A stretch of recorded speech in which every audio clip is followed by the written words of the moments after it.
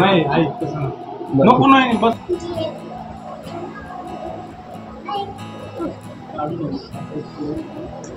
कोटा कोटा हळू सावकाश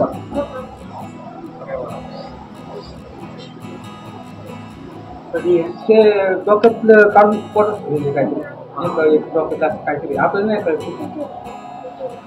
राधाकृष्ण राधाकृष्ण सारखं सारखं हा सलाईन देताना मी राधाकृष्ण राधाकृष्ण.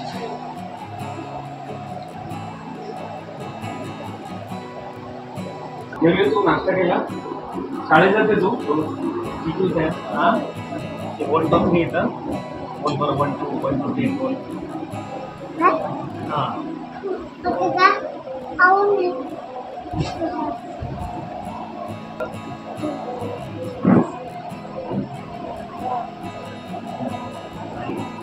पहिलीच आहे ना तू आता भरपूर येतं तिला ABCD येतं आणि फार कृष्णाची कृपा आहे एकदम ती जास्त धार्मिक उभा आहे. हां ना कारण हॉलमध्ये लावले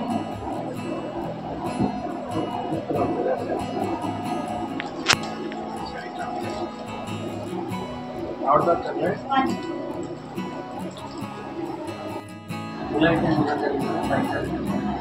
ओएसिस फर्टिलिटीच्या तज्ज्ञांनी IVF उपचार पद्धतीद्वारे 1 लाखांहून अधिक जोडप्यांना मातृत्व प्राप्तीचा आनंद दिला आहे. मोफत अपॉइंटमेंट बुक करण्यासाठी आजच संपर्क साधा.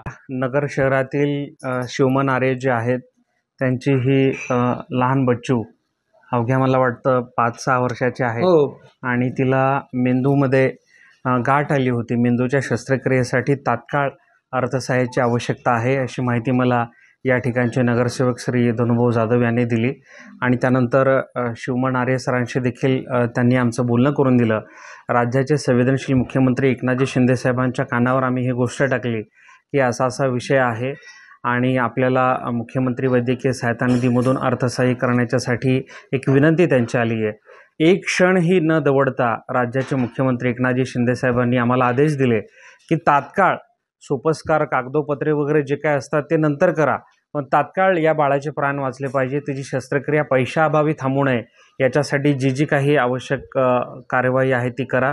त्यानंतर आपल्याला सगळ्यांना सांगायला मला आनंद होतो आहे की अवघ्या 24 तासामध्ये या अश्विनीवर ज्या रुग्णालयामध्ये शस्त्रक्रिया पार पडत होती त्या रुग्णालयामध्ये रच्चा हॉस्पिटलमध्ये आपण 2 लाख रुपये मुख्यमंत्री सहायता निधीच्या माध्यमातून गेल्याच आठवड्यामध्ये वितरित केलेले आहेत आणि त्यामुळे अश्विनीची शस्त्रक्रिया यशस्वीपणे आणि निर्विघ्नपणे त्या ठिकाणी पार पडली आहे. पैशाअभावी शस्त्रक्रिया थांबली नाही आहे आणि या ठिकाणी मी अभिवचन देतो की फक्त इथंच न थांबता येणाऱ्या काळामध्ये अश्विनी आरेमन असेल, शिवराम आरेमन असतील, या कुटुंबाला जी जी काही वैद्यकीय उपचाराच्यासाठी आवश्यक मदत लागेल ती सगळी मदत आपण राज्याचे मुख्यमंत्री एकनाथजी शिंदे साहेबांच्या माध्यमातून मुख्यमंत्री वैद्यकीय मदत कक्षाच्या माध्यमातून करणारच आहोत.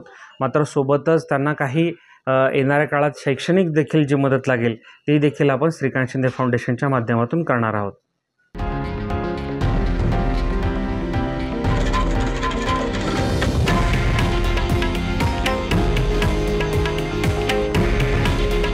हे आहे देशातील नंबर 1 न्यूज नेटवर्क आणि आपण पाहत आहात TV9 मराठी. काळजी तुमची, हित महाराष्ट्राचं.